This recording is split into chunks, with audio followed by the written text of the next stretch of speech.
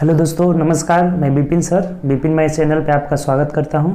आइए हम लोग इस वीडियो में जो NTPC railway mathematics platform volume 3 का हम लोग सॉल्यूशन कर रहे हैं, जिसमें हम लोग ऑलरेडी जो है 19 सेट तक देख चुके हैं। इस वीडियो में हम लोग इसका 20 नंबर सेट करेंगे, जो 11 जनवरी 2021 के सेकेंड शिफ्ट के मैथ का टोटल क्वेश्चन इसमें दिया गया है। ठीक, तो इसी का हम लोग सॉल्यूशन करेंगे। एक एक क्वेश्चन का हम लोग पूरा बेसिक से सॉल्यूशन करेंगे, ट्रिक से भी और बेसिक से भी, दोनों हम लोग इसका सॉल्यूशन करेंगे दोनों तरीके से, और एक एक क्वेश्चन बहुत बारीकी से समझेंगे। ठीक, तो चलिए आइए हम लोग शुरू करते हैं। जो 11 तारीख के सेकेंड शिफ्ट का क्वेश्चन था, उससे पहले अगर आप पीछे का टोटल क्वेश्चन अगर देखना चाहते हैं, उसका सॉल्यूशन देखना चाहते हैं, तो प्लेलिस्ट बना हुआ है, प्लेटफॉर्म वॉल्यूम 3 का प्लेलिस्ट बना हुआ है, उसको जाकर देखिए। टोटल पीछे का आपको डिस्कशन उसमें मिल जाएगा, एक एक क्वेश्चन का डिस्कशन मिलेगा। तो इस वीडियो में चलिए स्टार्ट करते हैं। अगर क्वेश्चन डाउनलोड करना चाहते हैं तो आप नीचे डिस्क्रिप्शन में जाइए, वहाँ पे टेलीग्राम चैनल का लिंक डला हुआ है, वहाँ से जाकर आप क्वेश्चन डाउनलोड करना चाहते हैं, एक एक शिफ्ट का टोटल क्वेश्चन डाउनलोड कर सकते हैं आप। ठीक, तो चलिए स्टार्ट करते हैं। देखिए फर्स्ट नंबर क्वेश्चन क्या कह रहा है। बोला हमें कि एक तैराक जिसकी स्थिर जल में चाल 9 किलोमीटर पर आवर है, 45 मिनट में धारा की दिशा में 9 किलोमीटर जाता है। तो धारा की दिशा में जाएगा तो धारा उसके साथ जुड़ जाएगा। तो कह रहे हैं कि धारा की चाल निकाले। देखिए ध्यान दीजिए, समय बराबर दूरी बटा चाल, ये 45 मिनट में, तो 45 मिनट में जा रहा है कितना किलोमीटर, समय बराबर दूरी कितना जा रहा है, तो 9 किलोमीटर जा रहा है, और चाल जब धारा की दिशा में जाएगा तो 9 + x हो जाएगा। ये बात समझे कि नहीं। समय बराबर दूरी बटा चाल, और ये समय मिनट में था तो इसे हम क्या करेंगे, घंटा में बना लेंगे। समय बराबर दूरी 9 किलोमीटर जा रहा है और चाल जो है जुड़ जाएगा, ये उसका चाल है और ये धारा का चाल है। जब भी हम धारा की दिशा में जाएंगे तो हमारे साथ धारा का चाल क्या हो जाएगा, ऐड हो जाएगा।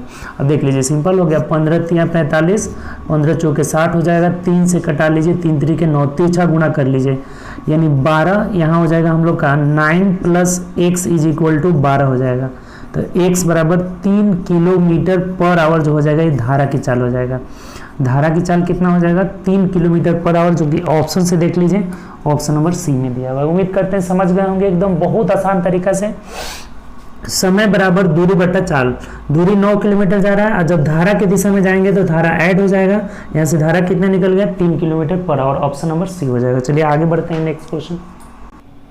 देखिए 2 नंबर क्वेश्चन हमें कह रहा है कि नीचे दी गई आकृति में ओ वृत्त का केंद्र है। देखिए फिगर बना दिए हैं, ये ओ जो है इस वृत्त सर्कल का क्या है, केंद्र है। यदि PAO बराबर 35 डिग्री है, PAO यानी ये वाला जो एंगल दिया है ना, वो कितना दिया है, 35 डिग्री है। 35 डिग्री है तो एंगल ARP हमें निकालना है। ARP ये बाहर वाला एंगल हमें निकालना है कि ये कितना डिग्री होगा। देखिए बहुत आसान है, एक दो बेसिक आपको रूल पता होगा ना सर्कल का, तो बहुत ही क्वेश्चन आसान है। देखिए ध्यान दीजिए, आपको ध्यान होगा कि अर्धवृत्त का कोण समकोण होता है। जैसे ये 35 डिग्री है और ये इसका व्यास है, तो ये यहाँ पे कितना डिग्री का कोण बनेगा, तो 90 डिग्री का कोण बनेगा। ये बात क्लियर हो गया। और जब भी व्यास द्वारा की परिधि पे कोण बनेगा ना, तो हमेशा 90 डिग्री का कोण बनेगा। ये बात ध्यान रखिएगा। इसी को थ्योरम है कि अर्धवृत्त का कोण क्या होता है, समकोण होता है।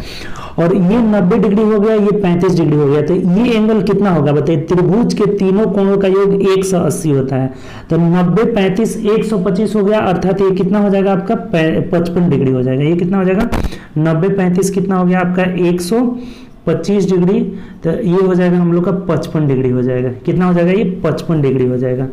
और ये 55 डिग्री होगा तो ये भी कितना हो जाएगा आपका 55 डिग्री होगा, क्योंकि एक ही जीवा द्वारा वृत्त के परिधि पे बनाए गए कोण क्या होते हैं, इक्वल होते हैं। ये 55 तो ये भी 55, यानी ये कितना हो जाएगा, तो 125 डिग्री हो जाएगा। बहुत आसान क्वेश्चन है। एंगल ARS = 125 डिग्री हो जाएगा, और यही हमारा आंसर हो जाएगा। ऑप्शन से देख लेते हैं, तो ऑप्शन नंबर डी में दिया हुआ है। देखिए नहीं समझे हैं तो एक बार और समझ लीजिए। हम आपको ये बताएं कि अर्धवृत्त का कोण समकोण होता है, तो ये 90 डिग्री हो जाएगा। ये 90 हुआ, ये 35 दिया हुआ है, तो ये 55 डिग्री हो जाएगा, क्योंकि तीनों कोणों का योग कितना होता है, 180 डिग्री हो जाएगा। तो आपका यहाँ से 9 और 3 12 5 17 ये हो जाएगा 180 डिग्री। और ये 25 हुआ तो ये 55 हुआ तो ये भी 55 हो जाएगा, क्योंकि एक ही जीवा द्वारा बने कोण क्या होते हैं, इक्वल होते हैं।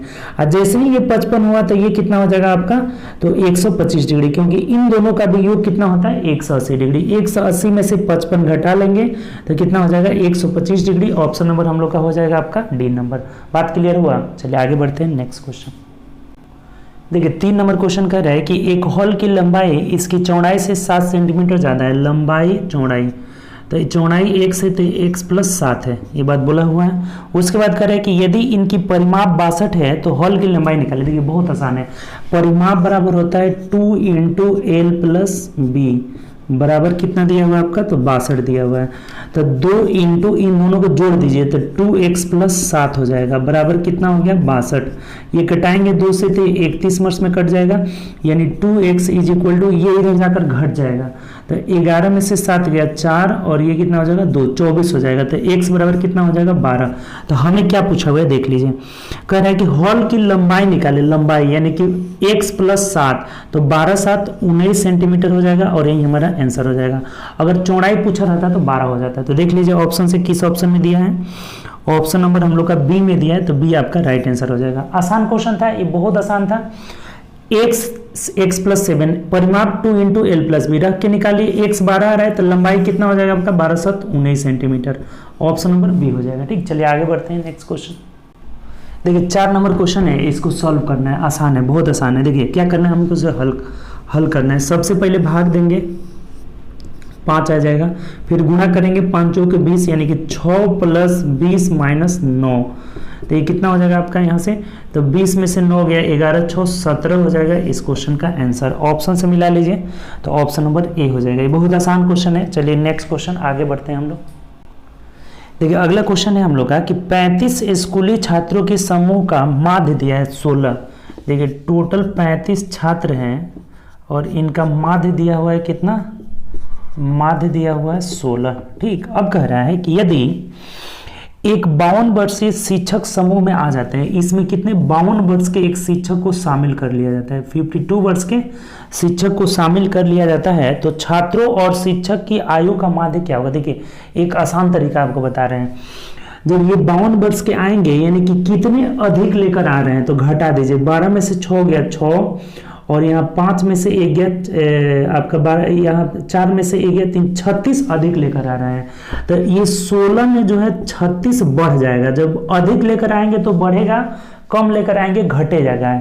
और ऐसे नहीं बढ़ेगा, 35 टोटल स्टूडेंट थे और एक टीचर आए तो 36 हो गए, तो 36 से इसको क्या कर देंगे, भाग देंगे, यानी कि 36 से 36 एक बढ़ जाएगा, यानी कि 17 इसका जो है नया माध्य हो जाएगा और यही हमारा आंसर हो जाएगा। ऑप्शन से मिला लीजिए, 17 वर्ष ऑप्शन नंबर डी में दिया है, तो 5 का क्या हो जाएगा आपका डी आंसर हो जाएगा।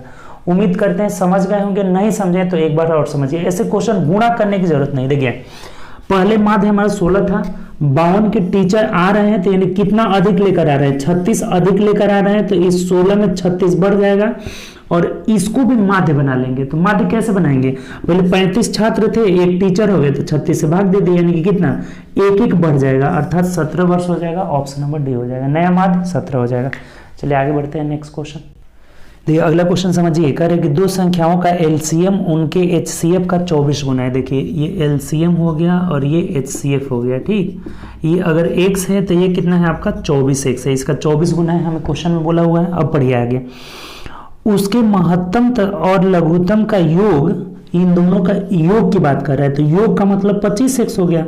25x का मान कितना दिया हुआ है, तो 750 दिया हुआ है। तो अभी कटा लेंगे, 25 × 75, अर्थात x का मान कितना निकल गया, 30 निकल गया। तब कह क्या रहा है आप देखिए कि यदि उन संख्याओं में से एक संख्या 90 है तो दूसरी संख्या निकाले। अब देखिए यहाँ से अगर एलसीएम की चर्चा करें तो ये 24 × 30 हो जाएगा, गुणा नहीं करना है, और एचसीएफ का मान कितना आ गया, 30 आ गया।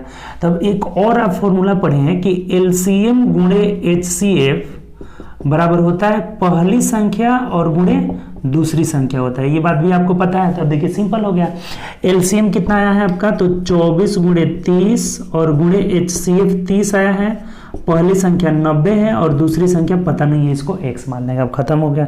हमें यही पूछा हुआ है कि दूसरी संख्या क्या होगी, तो 30 तिहाई 90, फिर 3 से कटा लेंगे तो 10, यानी कि दूसरी संख्या 240 हो जाएगी और यही इस क्वेश्चन का आंसर हो जाएगा, जो कि ऑप्शन नंबर किस में दिया है, ए में दिया हुआ है। तो क्लियर हुआ ये बात?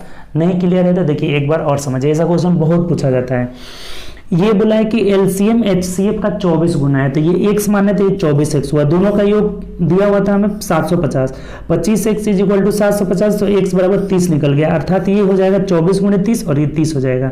अब एलसीएम गुणे एचसीएफ बराबर पहली संख्या गुणे दूसरी संख्या, तो एलसीएम का मान हो गया 24 गुणे 30 और एचसीएफ 30 हो गया, और पहली संख्या 90, दूसरी संख्या पता नहीं है, x मान लिया और गुणा करके निकाले 240 आंसर हो जाएगा। ठीक, चलिए आगे बढ़ते हैं नेक्स्ट क्वेश्चन।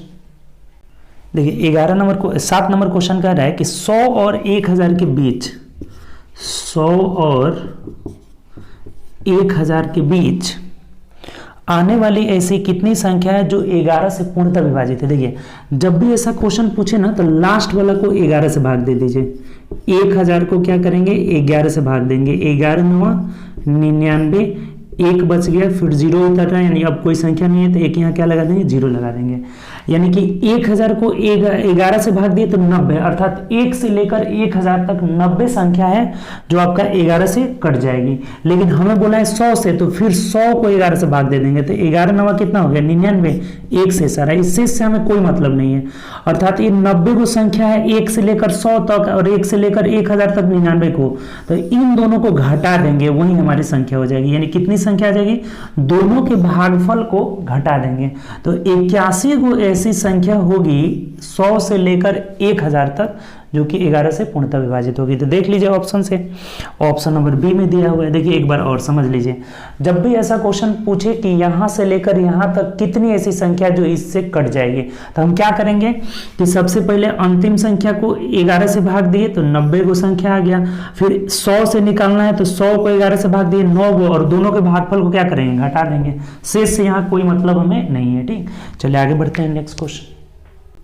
देखिए अगला कह रहा है हमें कि राम सागर और भगत राम, देखिए राम सागर और भगत राम, आर और बी लिख देते हैं। ठीक, राम सागर और भगत राम दोनों को क्या कह रहा है इसमें कि 10:13 के अनुपात में निवेश करने पर एक साझेदार करते हैं और उन्हें 8050 रुपये का लाभ होता है, तो भगत राम का हिस्सा निकालना है, इसका निकालना है, बी वाला काम है। देखिए बहुत सिंपल है, जब इस अनुपात में ये पूंजी लगाए हैं तो इसी अनुपात में लाभ भी बटेगा। जिस अनुपात, अगर समय दिया रहता है तो पूंजी गुणे समय में लाभ बांटा जाता है, अगर समय की चर्चा नहीं है तो जितना जो पूंजी लगाएगा उतना ही उसको लाभ मिल जाएगा। तो इसी रेशियो में जो है लाभ को बांट देंगे, यानी कि 23 यूनिट का वैल्यू कितना लाभ कमाए, देखिए तो 8050 रुपये लाभ कमाए। अब इसको कटा दीजिए, 23 तिया 69, 170 हो जाएगा, यानी कि 23 5 105 हो जाएगा, जीरो हो गया। 1 यूनिट का वैल्यू हो गया 350, तो भगत राम का पूछा हुआ है, यानी कि 13 यूनिट का पूछा है, तो 13 में 350 से गुणा कर लीजिए, जीरो, 13 5 65 कर 5 6, 13 5 65 कर 5 6 हो जाएगा, और 13 तिया 39 और 6 कितना हो जाएगा 45, तो 4550 रुपया मिलेगा, जो कि ऑप्शन नंबर किस में दिया है, बी में दिया है, और यही हमारा आंसर हो जाएगा। बहुत आसान है। बोला हुआ है हमें कि दो व्यक्ति हैं राम सागर और भगत राम, 10:13 के अनुपात में पूंजी लगाते हैं और लाभ हो रहा है 8050 रुपया। तो ये 23 यूनिट का वैल्यू 8050 रुपया हुआ, तो 1 यूनिट का वैल्यू 350, तो भगत राम का पूछा हुआ है, गुणा कर लिए 4550, इसका पूछा रहता 3500 रुपया हो जाता है। ठीक, चलिए आगे बढ़ते हैं नेक्स्ट क्वेश्चन। देखिए अगला बोला हुआ है कि 2 अंकों वाली एक संख्या के अंकों का योग 12 है, यदि अंकों के क्रम को उलट दिया जाए तो प्राप्त नई संख्या का 7 गुना मूल संख्या के 4 गुने के बराबर हो जाती है संख्या। देखिए ऐसा क्वेश्चन आपको बताए थे कि ऑप्शन से हमें करना है। पहला ऑप्शन 48 है, 75 है, 48 है, 84 है ना, पहला ऑप्शन 84 है, 75 है, 48 है और 57 है। ठीक, हमें सबसे पहला बात बोला हुआ है यहाँ से कि ऐसे क्वेश्चन को हमेशा ऑप्शन से बनाएंगे। जितना देर में 10xy मानकर बनाइएगा उससे आसानी से ऑप्शन से बना लीजिएगा जब संख्या पूछा जाए। ठीक, तो यहाँ बोला है हमें कि उनके अंकों का योग 12, 8 4 12, 7 5 12, 8 सबका 12 है, इससे कोई तो पकड़ में नहीं आ रहा है। अब आगे पढ़िए, यदि अंकों के क्रम को उलट दिया जाए तो उल्टेंगे तो ये 48 बन जाएगा, ये 57 बन जाएगा, ये 84 बन जाएगा और ये कितना बन जाएगा आपका 75 बन जाएगा। ठीक, तो जब अंक के उलट देते हैं तो प्राप्त नई संख्या का 7 गुना, इसका जो है 7 गुना मूल संख्या के 4 गुने के बराबर है, यानी मूल संख्या के 4 गुना के बराबर है। ये दोनों क्या होना चाहिए, बराबर होना चाहिए। तो ये देख लीजिए कि किस में बराबर हो जाए, वही हमारा आंसर आ जाएगा। सिंपल सी बात। इसका 7 गुना करेंगे तो 8 7 56 यूनिट प्लेस आ रहा है, ये 4 चौके 16 आ रहा है, यानी इसको गुना करके हम लोग देख लेते हैं। 8 7 56 का 6 5 हो जाएगा और 7 चौक 28 और 5 33 हो जाएगा। इधर करिए 4 चौके 16 का 6 हासिल 1, 8 चौके 32 1 33, यानी ये दोनों इक्वल हो जा रहा है, तो यही आंसर हो जाएगा। अर्थात हमारी वो संख्या कितनी हो जाएगी 84, जो कि ऑप्शन नंबर ए में दिया है। ऐसे क्वेश्चन को हमेशा बाय ऑप्शन बनाएंगे। उम्मीद करते हैं ये बात समझ गए होंगे, नहीं समझे तो देखिए एक बार और समझ लीजिए। जब भी हमें 2 अंकों की संख्या की बात करें और जो भी ऐसे पूछा जाए और पूछे कि संख्या क्या होगी, तो बाय ऑप्शन करेंगे। पहला ऑप्शन था 84, बोला है कि अंकों का योग 12 है तो सब में 12 है। अब बोला है कि इसका जब अंक पलट रहे हैं तो 48 बन जा रहा है, तो इसका 7 गुना इसके 4 गुना के बराबर है, जो कि इसमें हम लोग गुना करके देखे तो बराबर आ गया। और नहीं बराबर आया रहता था इसको चेक करते, फिर इसको ऐसे चेक करके देख लेते किसका बराबर आ रहा है, तो इत्तेफाक से हम लोग का ऑप्शन नंबर ए यही आंसर हो जाएगा। ठीक, चलिए आगे बढ़ते हैं। नेक्स्ट क्वेश्चन देखिए। नेक्स्ट क्वेश्चन कह रहा है कि एक 10 फुट लंबी सीढ़ी एक दीवार पर लगाई गई है जो दीवार पर 8 फुट ऊंचाई तक जाती है। देखिए हाइट एंड डिस्टेंस, ऐसा क्वेश्चन पिछले सेट में आ चुका है। ये 10 फुट लंबी सीढ़ी है, सीढ़ी की लंबाई कितनी है, थोड़ा सा और बड़ा बना लेते हैं। ये 10 फीट लंबी क्या है, सीढ़ी है। सीढ़ी की लंबाई 10 फीट है और कितना ऊंचा जा रही है, तो 8 फीट। ये दिया है हमारा कितना, तो 8 फीट दिया हुआ है। ठीक, अब देखिए क्या करें, 10 फीट 8 फीट सब फीट में है। अब कह रहा है आगे, यदि सीढ़ी को दीवार की तरफ कितनी दूर खिसकाई जाए, यानी कि ये जो है ना इधर कितनी खिसकाई जाए, मान लेते हैं यहाँ खिसका के ले रहे हैं, यानी x खिसका रहे हैं। ठीक, कितनी दूर खिसकाई जाए ताकि उसका शीर्ष दीवार से 9.6 फुट ऊंचाई पर चले जाए, यानी जो 8 फीट जा रहा था ना ये अब कहाँ चल जाए, तो 9.6 चला जाए, यानी यहां से यहां तक की दूरी अब कितनी हो जाए, 9.6 फीट चली जाए। ये बात क्लियर हुआ, पहले फिगर समझे। अब ये जो सीढ़ी है ना ऐसे लग गई, यानी कि जब भी इधर हम ऐसे खिसकाएंगे तो ये ऊपर जाएगी, तो इधर कितना ये खिसकाए ताकि ये कितना चल जाए, 9.6 चला जाए। बस सिंपल हो गया। अब देखिए आप, बहुत सिंपल है ये हमें पता है कि यहां से यहां कितना है, तो 9.6 है, और ये सीढ़ी की लंबाई तो यहां भी 10 रहेगी, यहां भी 10 रहेगी, सब जगह 10 ही रहेगी। आप इसको कितना हो ऐसे खिसकाइएगा तो लंबाई इसका सेम का सेम रहेगा, यानी ये सीढ़ी यहां भी 10 रहेगी, यहां भी 10 रहेगी। सीढ़ी का लंबाई हमेशा फिक्स रहेगा। तो ये सीढ़ी 10 हो गया और ये 9.6 हो गया, तो ये नहीं निकाल सकते हैं, और ये निकाल कर, और ये टोटल हमारा देखिए ये जब 8 है और ये 10 है तो ये कितना हो जाएगा, 6 मीटर हो जाएगा। पाइथागोरस प्रमेय से ये जब 8 है ये 10 है तो ये कितना हो जाएगा, 6 हो जाएगा। पाइथागोरस प्रमेय होता है ट्रिपलेट, 3 4 5 6 8 10 होता है, तो ये 8 हो गया, 10 हो गया, तो ये 6 हो जाएगा। अब क्या करिए कि इसमें, इस त्रिभुज में इस भुजा को हम लोग निकाल लेते हैं, तो ये कितना हो जाएगा, रूट अंडर कर्ण स्क्वायर, कर्ण मतलब 10 का होल स्क्वायर माइनस लंब कितना है आपका 9.6 का होल स्क्वायर। तो देख लीजिए कितना आ जा रहा है आपका, यहाँ से जब करेंगे तो 10 दहा के 100 हो जाएगा, माइनस 9.6 का होल स्क्वायर, यानी 4 चौके 16 हो जाएगा, और इधर घट जाएगा तो कितना हो जाएगा, 96 में से 4 घटा तो 92 हो जाएगा, 92 16 हो जाएगा। ठीक, अब क्या करते हैं कि इसको घटा देते हैं, कितना आ रहा है, तो इधर हो जाएगा आपका 10 में से 6 गया 4, फिर 9 में से 1 गया 8, और इधर हो जाएगा आपका 10 में से 7 684 आ जा रहा है, कितना, तो 684, 9 में से 2 गया तो 7 हो जाएगा, 784, तो 784 किसका हो जाएगा, 2.8 मीटर हो जाएगा। तो ये हमारा जब 2.8 आ गया तो ये कितना खिसका है हम लोग, ये कैसे निकालेंगे, तो 6 में से 2.8 घटा दीजिए, तो ये कितना हो जाएगा आपका 3.2 मीटर हो जाएगा, और यही हमारा आंसर हो जाएगा। ऑप्शन से मिला लीजिए किस ऑप्शन में दिया है 3.2 मीटर। देखिए ऐसा क्वेश्चन हम लोग पीछे देख चुके हैं, ऐसा 2 क्वेश्चन आ चुका है, तो ऑप्शन से देख लीजिए 3.2 ऑप्शन नंबर सी हो जाएगा। फीट में है ये, मीटर में नहीं है, किस में है आपका, फीट में है, ये भी किस में है, फीट में। देखिए एक बार और समझ लीजिए, ऑप्शन नंबर सी जो हो जाएगा हम लोग का आंसर हो जाएगा। ठीक, देखिए एक बार और समझिएगा ये सीढ़ी लगी हुई है और ये दीवार से 8 फीट ऊपर है, तो ये 8 है और ये 10 है, तो ये हमारा टोटल कितना हो जाएगा, 6 हो जाएगा, पहला कंडीशन।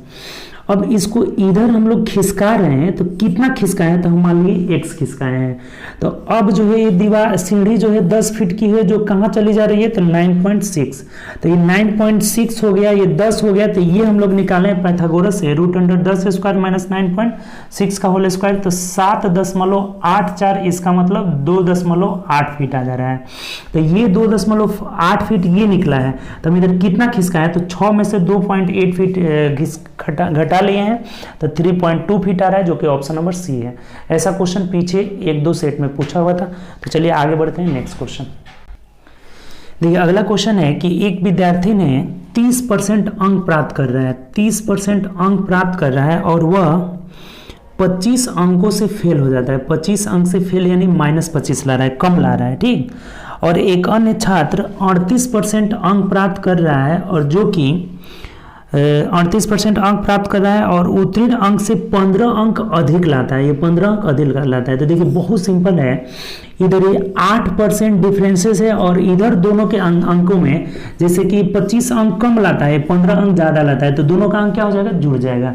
यानी कि इधर जो है ये 15-25 जोड़ दीजिए, यानी कि 40 अंक जो है डिफरेंस है। इधर 8% का डिफरेंस कितना है, 40 अंक है। तो अब एक काम करिए कि टोटल पूर्णांक 1% का वैल्यू 5 हो गया, तो 100% का वैल्यू कितना आ जाएगा आपका, तो 500 हो जाएगा। यानी कि टोटल जो है परीक्षा 500 अंक का हुआ था। अब ये बोला है हमें कि, तो यहाँ टोटल पूर्णांक नहीं पूछा हुआ है, कह रहा है कि उत्तीर्ण होने के लिए कितना % अंक चाहिए। एक बात बताइए कि जब ये 500 का 30% लाया है, 500 का 30%, इसका मतलब कितना हो जाएगा, तो 150 हुआ। तो ये 150 लाया है और 25 अंक से फेल हो गया, अर्थात इसमें 25 जोड़ना होगा, तो ये कितना लाएगा, तो पास हो जाएगा। 175 लाइएगा तो पासिंग मार्क्स हो जाएगा। तो प्रतिशत उत्तीर्णांक 5 से भाग दे दीजिए, 500 से भाग देकर 100 से गुणा कर लेंगे, 2 जीरो से 2 जीरो खत्म, कितना हो जाएगा, 5 3 15 और 5 7 16-17 हो जाएगा, नहीं 5 25 25 हो जाएगा। तो 35% अंक लाइएगा तो आप पास हो जाइएगा। तो उत्तीर्णांक हमारा कितना हो जाएगा, 35%, जो कि बी नंबर ऑप्शन में दिया। देखिए एक बार और समझिए, 30% 8% का डिफरेंस 8 हो गया और इधर दोनों का डिफरेंस जुड़ जाएगा, एक कम रहेगा ज्यादा रहेगा, जुड़ जाएगा। तो 8% का वैल्यू 40 अंक है, तो 1% का वैल्यू 5 यानी 100% 500 हो गया। टोटल पूर्णांक कितने का हो गया, 500 का हो गया, ठीक। तो टोटल पूर्णांक 500 का हो गया। ये 25 अंक से फेल हो गया है, कितना अंक से, 25 अंक से फेल हो गया है। इस 500 का अगर 30% आप निकालते हैं, चाहे डायरेक्ट 1% का मान 5 है, तो 30% का मान 150, यानी 150 ला करके ये 25 अंक कम लाया है, अर्थात इसका आना कितना चाहिए, 175, तभी जाकर ये पास होगा। 150 ला करके 25 अंक से फेल हो गया है, तो 175 लाएगा। तो ये 175 500 का कितना % है, वही हमारा क्या हो जाएगा, वो उत्तीर्णांक हो जाएगा। आप चाहें तो इससे भी निकाल सकते हैं, 38 का निकाल कर इसमें 15 क्या करना होगा, घटाना होगा। तो हमारा कितना हो जाएगा, उत्तीर्णांक 35% हो जाएगा। अगर नहीं समझे तो देखिए एक बार और, ऐसा क्वेश्चन बहुत आया हुआ है। दोनों का डिफरेंस 8%, 8% का वैल्यू 40, तो 1% का वैल्यू 5 हो गया, 100 का वैल्यू 500, यानी कि टोटल पूर्णांक पूछा रहता है तो 500 हो जाता है।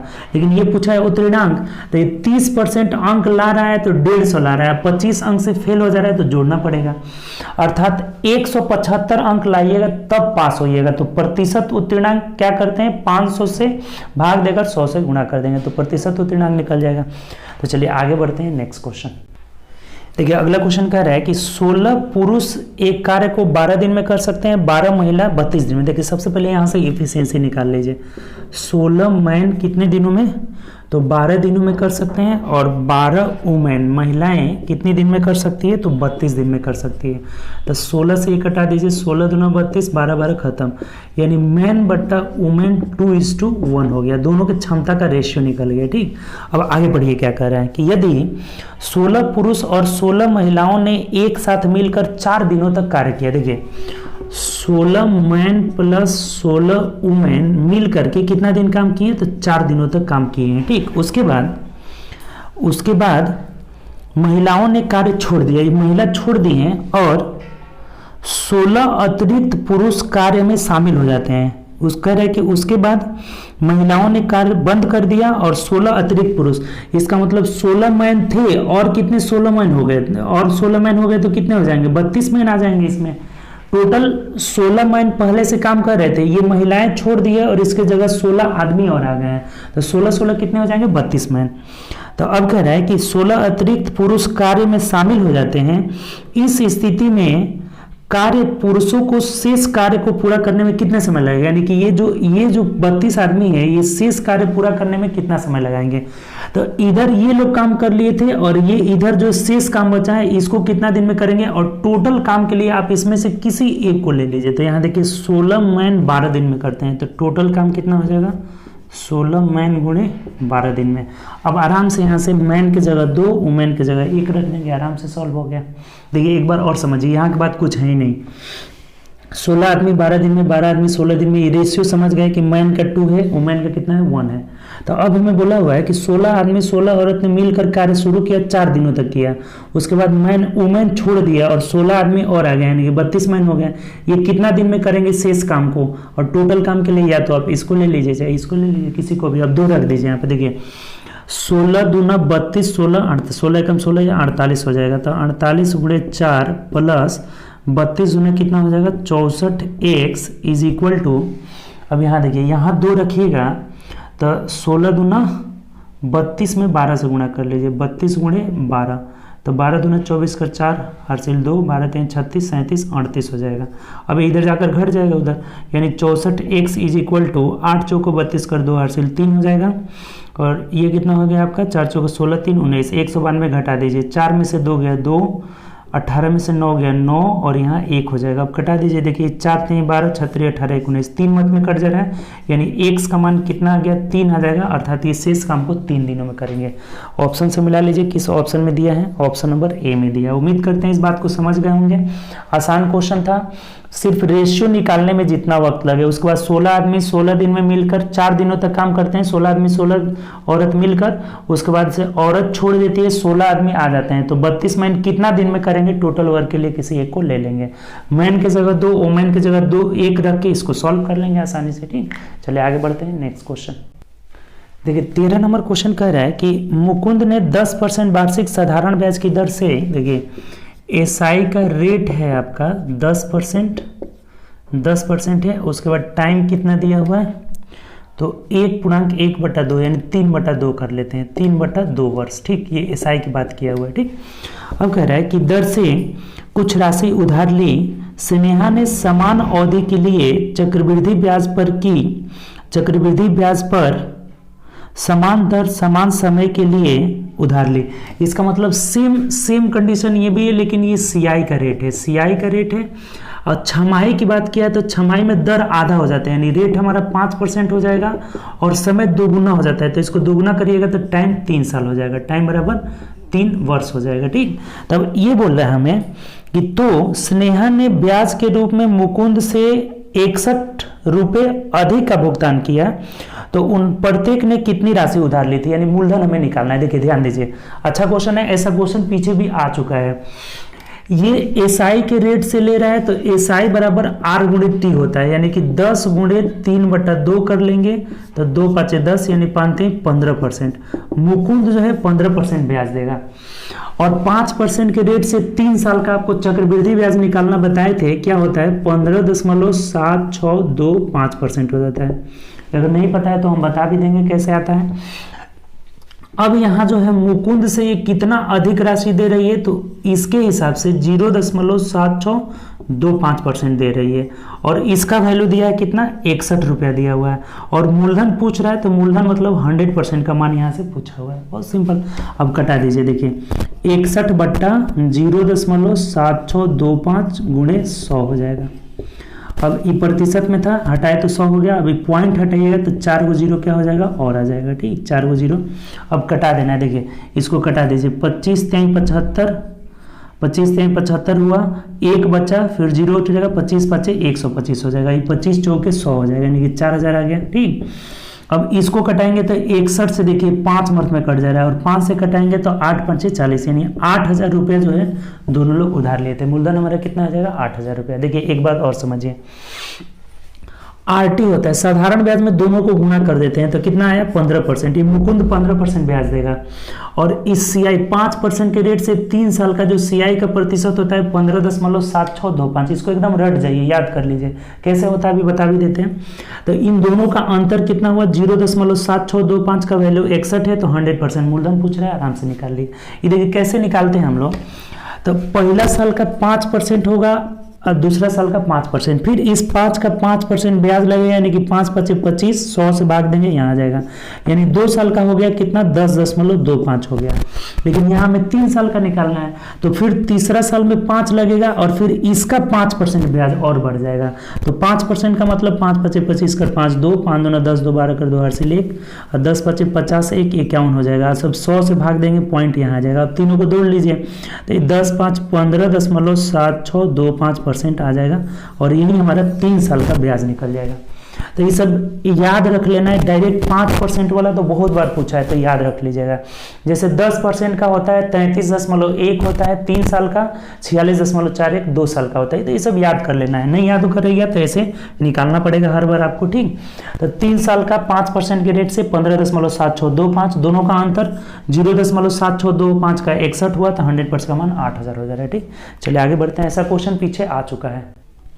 देखिए 14 नंबर क्वेश्चन हमें कहा हुआ है कि आर्यन को एक कार्य को पूरा करने में विपिन से 2 गुना समय लगता है। इसका मतलब देखिए टाइम दिया हुआ, आर्यन और विपिन कर लेते हैं, कितना 2 गुना समय लगता है, टाइम दिया हुआ है हमें। आर्यन को विपिन से 2 गुना, ये 1 हो गया, ये 2 हो गया, यानी कि 2:1 का रेशियो आ गया, ठीक। तो जो इफिशियंसी क्षमता का जो अनुपात होता है ना, समय का उल्टा होता है, यानी ये 1 हो जाएगा, ये 2 हो जाएगा। कभी भी ये ध्यान रखिएगा कि समय का उल्टा क्षमता होता है, ठीक। अब आगे पढ़िए क्या कह रहे हैं कि यदि वे दोनों मिलकर 2 दिनों में काम को करते हैं, तो देखिए दोनों का मिलाकर क्षमता 2 1 3 है, और 3 गुणे 2 दिन में टोटल वर्क निकल जाएगा। यहाँ से 2 दिन में कितना काम करेंगे, तो 6 टोटल वर्क हो गया। अब पूछा क्या आपसे, तो विपिन अकेले उसी कार्य को कितने दिनों में करेगा, तो देख लीजिए सिंपल, 6 बट्टा क्षमता कितना है 2, 2 से भाग दे दीजिए, यानी कि 3 दिन में, 3 दिन में अकेला जो है काम को कर लेगा। अगर पूछा रहता ये ए वाला, ए कितना दिन में करेगा, तो इसका क्षमता 1 है, तो 1 से भाग देते 6 दिन में, यानी कि यहाँ 3 दिन आएगा, ऑप्शन नंबर सी हो जाएगा। उम्मीद करते हैं समझ गए होंगे, बहुत आसान है। टाइम 2:1 का रेशियो, तो क्षमता 1:2 का रेशियो, तो ये 2 1 3 हो गया, तो 3 और दोनों लोग मिलकर 2 दिनों में, तो 3 दिनों 6 टोटल काम हो गया।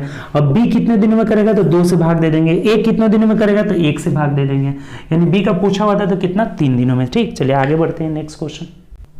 देखिए अगला क्वेश्चन है 0.037 पर रेकरिंग, इसको हमें p/q के रूप में लिखना है, यानी कि फ्रैक्शन के रूप में। बहुत आसान है, पहले टोटल संख्या लिख दीजिए 037, देखिए जिस पे रेकरिंग नहीं रहता है उसको घटा देते हैं, तो 37 में से 0 घटाएंगे, कोई प्रभाव नहीं पड़ेगा, बट्टा जितने अंक पर रेकरिंग रहता है उसके लिए 9 9, जितना पे नहीं रहता है उसके लिए 0 दे देते हैं, तो 37/990 हो जाएगा। ऑप्शन से देख लीजिए 37/990, ऑप्शन नंबर सी में ऐसे ही दिया हुआ है, यही आंसर हो जाएगा। देखिए इसके लिए 2-3 रूल है, आप याद रखिएगा।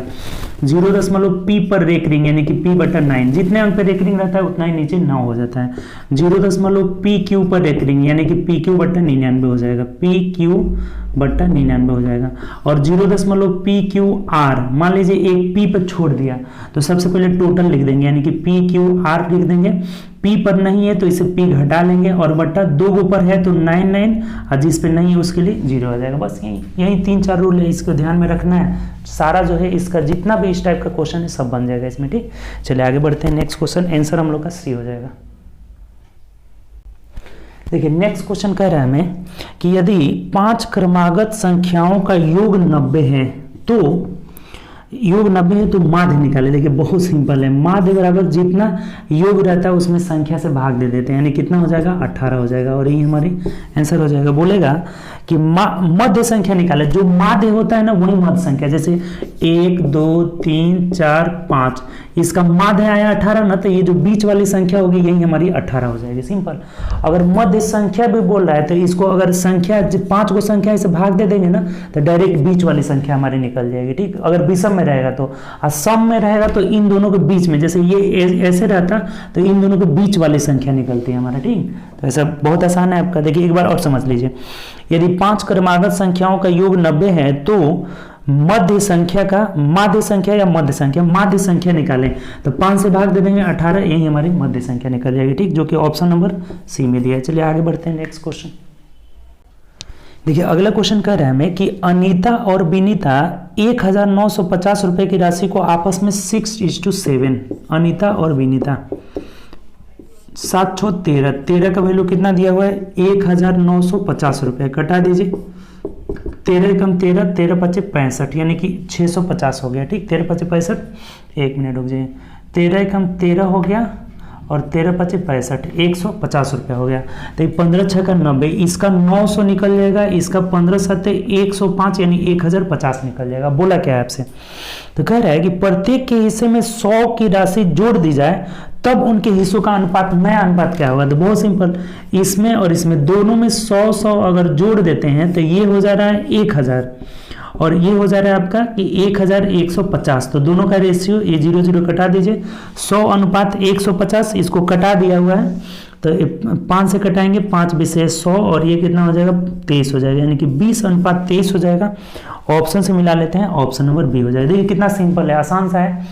6 अनुपात 7 में बांटे हैं तो एक का हो गया 900, एक का हो गया 1050। अब बोला है कि दोनों में 100 जब जोड़ेंगे तो नया अनुपात कितना हो जाएगा 20 अनुपात 23 हो जाएगा, ठीक। चलिए आगे बढ़ते हैं नेक्स्ट क्वेश्चन।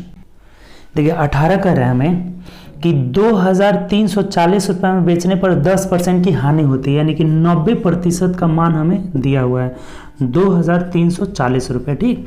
अब बोल रहा है कि होती है 15% लाभ कमाने के लिए उसे कितना में बेचना होगा। तो सिंपल 115% का मान हमें निकालना है, बहुत सिंपल है, यानी कि 2340 बट्टा 90 और गुणे 115। अब कटा देना है सिर्फ आपको, 0 से 0 कट गया, 9 से कटा दीजिए, देखिए 4 3 7 2 9 आराम से कट जाएगा, 9 दूना 18 और 5 23 9 छके 54 हो जाएगा, 9 दूना 18 9 छके 54। अब इसको गुणा कर लेना है, यानी 115 गुणे 26 हो जाएगा। तो 6 5 30, 0 वाला होगा, 0 वाला 2 3 है तो गुणा करके देख लीजिए, 115 में 26 से 6 5 30 कर 0 3, 6 एकम 6 3 9 और 6 एकम 6 5 9 5 2 10 कर 0 हासिल 1, 2 एकम 2 1 3 और 2 एकम 2 हो जा रहा है। जोड़ देना है 0 9 6 3 9 यानी 2990 रुपया हो जाएगा। तो देख लीजिए ऑप्शन नंबर बी हो जाएगा 2990, यानी कि ऑप्शन नंबर बी हो जाएगा। उम्मीद करते हैं समझ गए होंगे, आसान सा क्वेश्चन है ये भी आपका। 90% का वैल्यू दिया हुआ है, 10% हानि का मतलब 90%, अब 15% लाभ का पूछ रहा है तो 115 का मान निकाल लिया, ऑप्शन नंबर बी हो जाएगा। चलिए आगे बढ़ते हैं नेक्स्ट क्वेश्चन। देखिए अगला क्वेश्चन हमें इसको जोड़ने के लिए बोल रहा है। आपको क्या बताया था कि जोड़ने के लिए सबसे आसान पॉइंट के सामने पॉइंट लिख दीजिए, 1.001 10.01 और यहाँ आ जा रहा है 11.11। अब जोड़ दीजिए 1 2 2 3 2 यानी 23.221 हो जाएगा। तो 23.221 ऑप्शन नंबर ए में दिया है। ऐसे जोड़िए, गलत होने का कभी चांस नहीं रहेगा, ठीक। चलिए आगे बढ़ते हैं नेक्स्ट क्वेश्चन। देखिए अगला क्वेश्चन कह रहा है हमें कि 18,000 रुपये की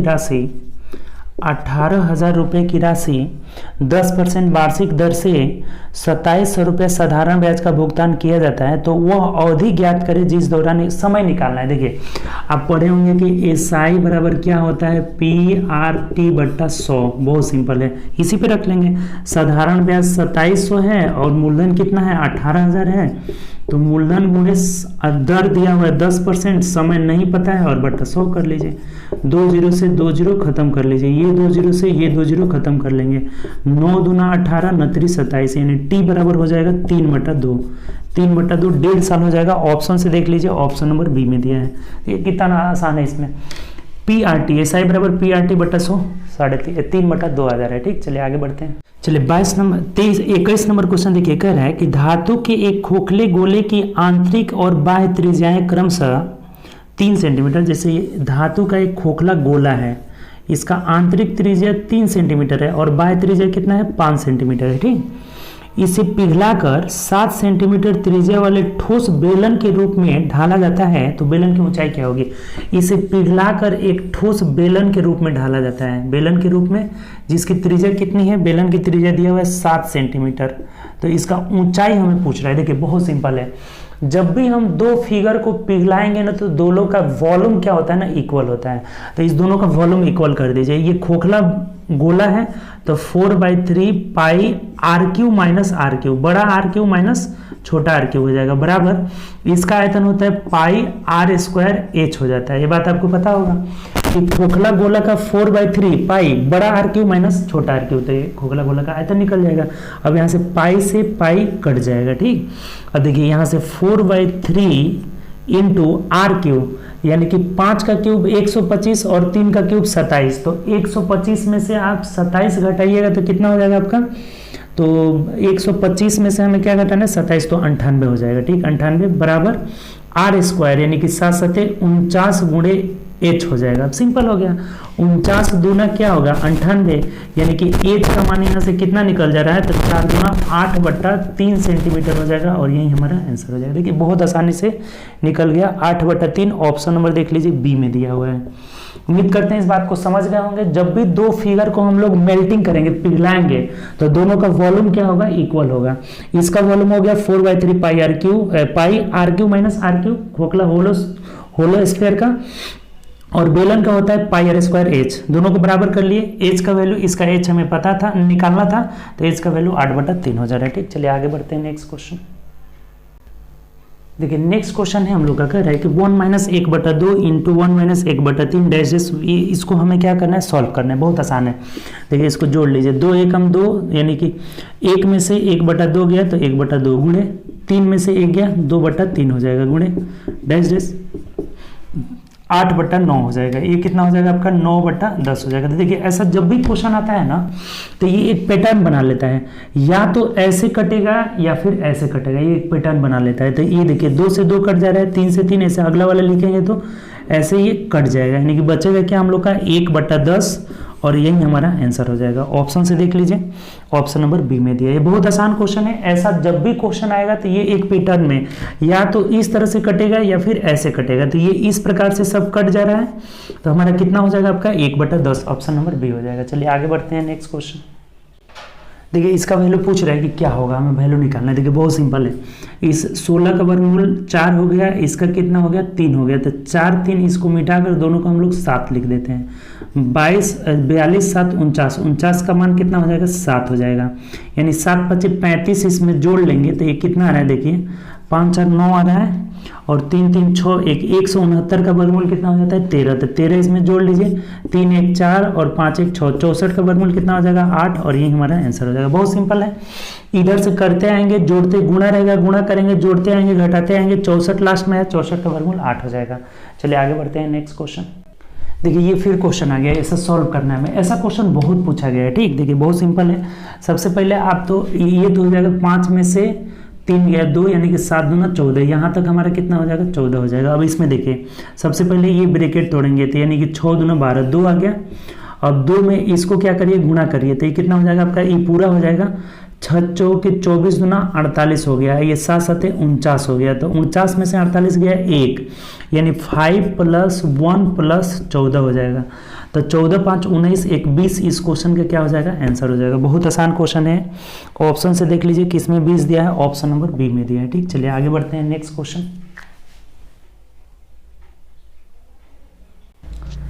देखिए अगला क्वेश्चन है 25 नंबर, कह रहा है कि x² + 9x + 3k, x² + 9x + 3k और इसके मूलों के वर्गों का योग दिया हुआ है। कह रहा है कि शून्यकों के वर्गों का योग सम ऑफ स्क्वायर ऑफ जीरोस 21 है, तो k का मान निकालना है, यानी कि α² + β² इज इक्वल टू 21 दिया है। इसके मूल मान लेते हैं अल्फा बीटा है, तो मूलों के वर्गों का योग कितना है 21 है, तो हमें निकालना है कि इसका k का मान निकालना है। देखिए आपको पता होगा कि किसी भी द्विघात समीकरण के मूलों का योग यानी कि अल्फा प्लस बीटा बराबर -b/a, यानी b का मान कितना है 9 है, तो -9 हो जाएगा, a का मान 1 है, और alpha into beta is equal to कितना होता है c/a हो जाता है, यानी कि 3k और बटा 1 करेंगे, इसका 1 है तो 1 ही हो जाएगा। ये चीज़ हमें पता है।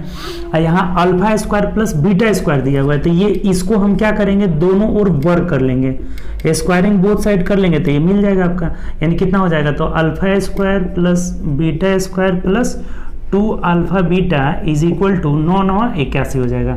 और इसका मान 21 दिया हुआ है तो उधर घटेगा, तो 2 alpha into beta is equal to 60 हो जाएगा। ठीक, 81 में से 21 गया, कितना हो गया 60, यानी अल्फा इंटू बीटा का मान 30 निकल गया। अब सिंपल हो गया, यहाँ इसका वैल्यू 30 निकला है तो 30 रख देंगे, 30 बराबर 3 के, तो के का मान कितना हो जाएगा 10 हो जाएगा, और यही हमारा आंसर हो जाएगा। उम्मीद करते हैं समझ में आ गया होगा। ऑप्शन नंबर सी आ जाएगा। देखिए एक बार और समझ लीजिए, ये जो द्विघात समीकरण है, द्विघात बहुपद है, तो इसके मूलों का योग होता है अल्फा प्लस बीटा बराबर minus B by A. Alpha plus beta is equal to minus B by A होता है, और alpha into beta is equal to C by A हो जाता है। ये बात पता होगा, बहुत बार आ चुका है अभी तक। तो माइनस बी बाई ए किए तो माइनस 9 आ गया, और अल्फा इंटू बीटा बराबर सी बाई ए, यानी कि 3k बटा 1 होगा, तो 3k आ गया। अब हमें दिया हुआ है alpha square plus beta square बराबर 21, तो ये कैसे प्राप्त होगा, ये इसका वर्ग करेंगे तो स्क्वायरिंग बोथ साइड किया, alpha square plus beta square plus 2 alpha into beta बराबर 81। इसका वैल्यू 21 है तो उधर घट गया, 2 अल्फा इंटू बीटा 60 आ गया, तो अल्फा इंटू बीटा 30 आ गया। अब यहाँ रख दिए 30 इज इक्वल टू 3k, तो k इज इक्वल टू 10 हो जाएगा। ऑप्शन नंबर सी हो जाएगा। चलिए आगे बढ़ते हैं नेक्स्ट क्वेश्चन। चलिए अगला क्वेश्चन है हम लोग का कि अनिल अंकित मूल्य पर 20% छूट के साथ खरीदा, यानी कि अगर फिक्स प्राइस 100 है तो ये खरीदा कितना है, सीपी इसका हो गया 80 हो गया। ठीक, अब कह रहा है खरीदा और अंकित मूल्य पर 8% छूट पर बेच दिया, यानी इस अंकित मूल्य पर 8% छूट पर बेचा, यानी कि एसपी कितना हो जाएगा इसका 92 हो जाएगा। अपने खरीद रहा है 20% छूट पे और बेच रहा है 8% छूट पे, इसका मतलब कितने का फायदा कमा रहा है, पूछा क्या हमें, तो उसका लाभ अथवा हानि प्रतिशत निकालना है। तो ये फायदा कमाया यहाँ पे 12 का, और किस पर 80 पर, प्रतिशत के लिए क्या करेंगे 100 से गुणा कर लेंगे, 0 से 0 कट गया, 4 दूना 8, 4 थे 12, और 2 से कटा लेंगे, 2 5 10, यानी 5 थे 15% का लाभ कमाया है, 15% लाभ कमाया है। खरीदा था 80 में, बेच रहा है 92 में, तो 15% लाभ कमाएगा। ऑप्शन से देख लीजिए, ऑप्शन नंबर सी हो जाएगा। ठीक, चलिए आगे बढ़ते हैं नेक्स्ट क्वेश्चन। चलिए अगला क्वेश्चन है आपका 27 नंबर का, है कि इसको हल करना है। देखिए सबसे पहले क्या करेंगे, भाग देंगे बोर्ड मास के तरफ, 9 हो जाएगा। अब यहाँ गुना कर लीजिए, 5 गुना 10 कर 0 हार से लिए, 5 चौको 20 से 21, 210 प्लस 9 19, और 19 में से 3 चल जाएगा, यानी कितना हो जाएगा 216 हो जाएगा इसका आंसर। सिंपल सा है, देखिए 216, ऑप्शन नंबर सी हो जाएगा। ये जोड़ लेंगे, ये 210 आ गया तो इसमें 9 जोड़ेंगे 219, और 3 घटा लेंगे 216 हो जाएगा। ठीक, चलिए आगे बढ़ते हैं। चलिए नेक्स्ट क्वेश्चन कह रहा है कि एक 15 मीटर ऊंचा पेड़ हवा से टूट गया, टूटकर इस प्रकार गिरता है कि इसका शीर्ष भूमि से स्पर्श करता है और 60 डिग्री का कोण बनाता है। देखिए ये एक पेड़ है और यहाँ से मान लीजिए टूट जाता है और ये झुक जाता है, और यहाँ पे कितना डिग्री कोण बनाता है 60 डिग्री का कोण बनाता है। ठीक, तो पेड़ अपने आधार से कितनी ऊंचाई से टूटा हुआ है। देखिए इसके लिए आपको एक बात बताए थे, ये अगर याद होगा तो बहुत आसान हो जाएगा। ये 60-30 वाला में क्या रिलेशन होता है, अगर ये 30 है ये 60 हो जाएगा, तो 30 के सामने 1, 60 के सामने 2 होता है, √3 होता है, और 90 के सामने 2 हो जाता है। ये अगर बात याद होगा तो बहुत आसानी से हो जाएगा। हाइट एंड डिस्टेंस टोटल पढ़ा चुके हैं। हाइट एंड डिस्टेंस अगर 0 से पढ़ना चाहते हैं तो प्ले लिस्ट में जाइए, हाइट एंड डिस्टेंस का 5 से 6 वीडियो डाला है, टोटल पढ़िए, क्लियर हो जाएगा। यहाँ हमारा ये 60 है तो ये कितना हो जाएगा 30 हो जाएगा, तो 30 के सामने 1 यूनिट और 60 के सामने √3 यूनिट होता है, और ये 90 के सामने 2 यूनिट हो जाता है। तो यही ना भाग इधर टूट के झुका हुआ है, तो यहाँ से यहाँ ये कितना हो जाएगा 2 यूनिट हो जाएगा, अर्थात 2 + √3, 2 + √3 यूनिट बराबर 15 मीटर दिया हुआ है हमारा, 15 मीटर। तो यहाँ से एक यूनिट का वैल्यू निकालेंगे तो 15/2 + √3 हो जाएगा। हमें ये निकालना है, ये वाला ऊंचाई, यानी कि √3 यूनिट का वैल्यू निकालना है, तो √3 मतलब इसमें √3 से गुणा कर लेंगे, यानी 15/2 + √3 में √3 से गुणा कर लीजिए, तो यही हमारा आंसर हो जाएगा 15√3/2 + √3। अब देखिए इसको अगर ऊपर कंजुगेट किया होगा तो करेंगे, ऑप्शन देख लीजिए, ऑप्शन ऐसे ही दिया हुआ है जो कि ऑप्शन नंबर बी में दिया हुआ है। कंजुगेट रेशनलाइजेशन नहीं किया हुआ है, अगर रेशनलाइजेशन किया रहता तो हम क्या करते 2 - √3 से ऊपर नीचे गुणा कर देते, तो सिर्फ इतना ही आंसर हो जाएगा, ऑप्शन नंबर बी हो जाएगा। बहुत अच्छा क्वेश्चन है, ऐसा क्वेश्चन बहुत कराए हुए हैं, आप जाकर हाइट एंड डिस्टेंस देखिए, पूरा जीरो से पढ़ाए हुए हैं। ठीक, एक बार और समझिए, ये पेड़ है और यहाँ से टूट करके ऐसे गिर गया, 60 डिग्री का कोण बनाया, तो ये 60 होगा, तो ये 30 हो जाएगा, 90 होगा समकोण त्रिभुज में। तो 30 के सामने 1 यूनिट होता है, 60 के सामने √3 यूनिट होता है, और ये 90 के सामने 2 हो जाता है। तो यही टूट करके ये हिस्सा टूट कर इधर झुका हुआ है, तो ये उठा देंगे ऐसे, तो 2 हो जाएगा। यानी 2 + √3 का वैल्यू 15 है, तो 1 का वैल्यू 15/2 + √3। तो हमें इस √3 का मान निकालना है, तो इसमें √3 से गुणा कर लेंगे, यानी 15√3/2 + √3 हो जाएगा, यही आंसर हो जाएगा। ठीक, चलिए आगे बढ़ते हैं नेक्स्ट क्वेश्चन। देखिए अगला क्वेश्चन है 11, 13, 10, 9, 8, 20, इसका माध्यिका निकालना है। देखिए जब भी माध्यिका निकालना हो तो सबसे पहले इसे आरोही या अवरोही में सजाइए। तो आरोही में सजा लेते हैं, 9, 10, 11, 12 नहीं है, 13, 13 2 गो है आपका, 13 यहाँ से 2 गो है, उसके बाद से आपका एक ही बार 20 दिया हुआ है। ठीक, 20 दिया हुआ है। जब भी हमें माध्यिका निकालना है तो आरोही में सजा लेंगे, और जो बीच में होता है वही माध्यिका हो जाता है। अगर 2 गो बीच में आएगा तो दोनों को जोड़कर 2 से भाग दे देंगे। तो देखिए 1, 2, 3, 4, 5, 6 गो है, इसका मतलब ये दोनों बीच में आ रहे हैं, तो इसका माध्यिका जो हो जाएगा ना, दोनों को जोड़कर 2 से भाग दे दीजिए। 11, 13, 24/2 यानी कि 12 हो जाएगा, और यही हमारा आंसर हो जाएगा। ऑप्शन से मिला लीजिए, ऑप्शन नंबर सी हो जाएगा। देखिए कभी भी किसी भी डाटा का माध्यिका निकालना हो उसे आरोही में सजा लेंगे, और n/2 + n/2 पद जब सम में रहता है तो n/2 + n/2 + 1वां पद होता है, अब बटा 2 हो जाएगा, यानी 11 + 13/2। वैसे समझिए आप सिंपल सा कि कभी भी हम आरोही अवरोही में सजा लेंगे और बीच वाला टर्म जो है हमारा माध्यिका हो जाता है। अगर 2 गो टर्म बीच में आएगा तो दोनों को जोड़कर 2 से भाग दे देंगे, यानी कि 12 हमारा हो जाएगा, ऑप्शन नंबर सी। चलिए आगे बढ़ते हैं नेक्स्ट क्वेश्चन।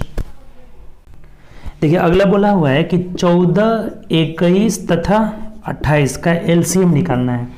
तो 14 एक तोड़ दीजिए, 2 × 7, अब 7 तरीके 21 हो जाएगा, 7 × 4 = 28, यानी 2 ले लेंगे, गुणा कर लीजिए, यानी 7 दूना 14 या 42 दूना कितना हो जाएगा, 84 हो जाएगा, और यही हमारा आंसर हो जाएगा 84। ऑप्शन से देख लीजिए, ऑप्शन नंबर डी में हो दिया हुआ है। आसान सा क्वेश्चन है, जब भी एलसीएम निकालना हो तोड़ते जाइए। 2 × 7 = 14, अब 21 का मतलब 7 है ही, 3 केवल ले लेना होगा। 28 के लिए 7 × 4 = 28, यानी 7 दूना 14 दूना 28, गुणा कर लीजिए, 84 हो जाएगा। ठीक, चलिए आगे बढ़ते हैं नेक्स्ट क्वेश्चन।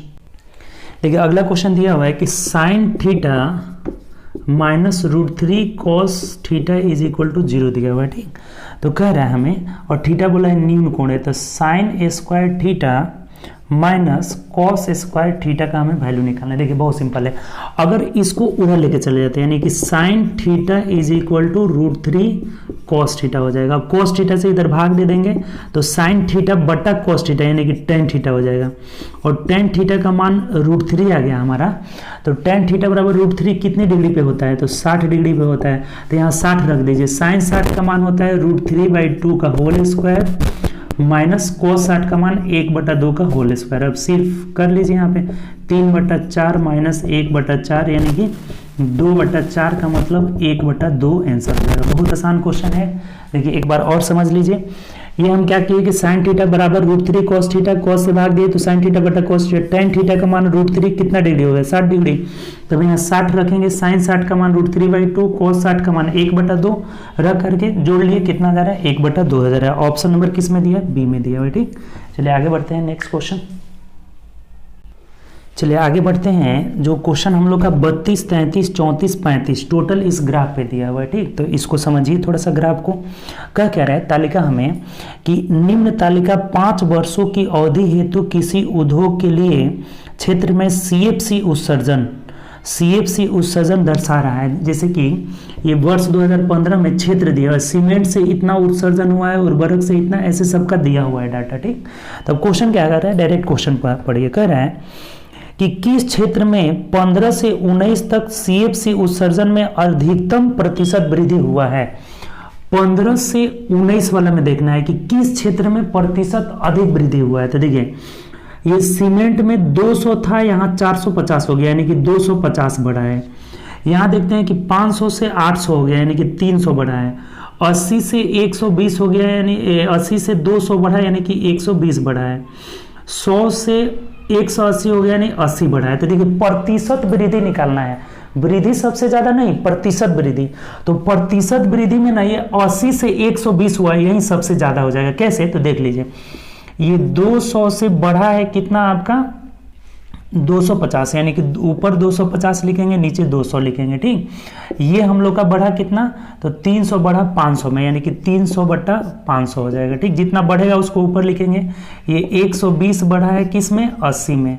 ये कितना बढ़ा है, 80 बढ़ा है किस में, 100 में।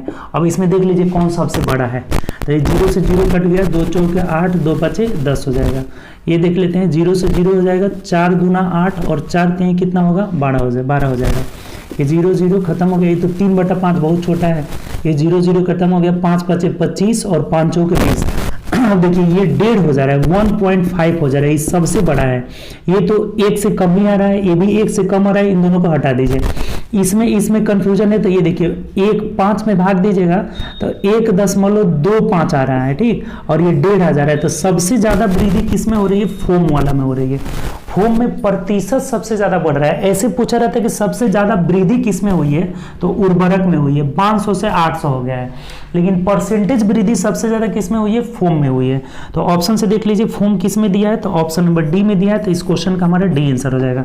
जब भी प्रतिशत वृद्धि पूछे तो ये सावधान रखना है, यानी कि 80 में 120 बढ़ा है तो 120 बटा 80, नीचे जिसका जितना कम रहता है ना उतना ही वृद्धि अधिक होती है, यानी कि ऑप्शन हमारा क्या हो जाएगा, डी हो जाएगा। फोम में सबसे ज्यादा बड़ा है, ठीक। चलिए आगे बढ़ते हैं, नेक्स्ट क्वेश्चन देखिए। अगला जो है हमारा 33 नंबर क्वेश्चन कह रहा है कि सभी क्षेत्रों में से सीएफसी उत्सर्जन की तुलना में उर्वरक क्षेत्र में सीएफसी का उत्सर्जन किस वर्ष में सर्वाधिक था।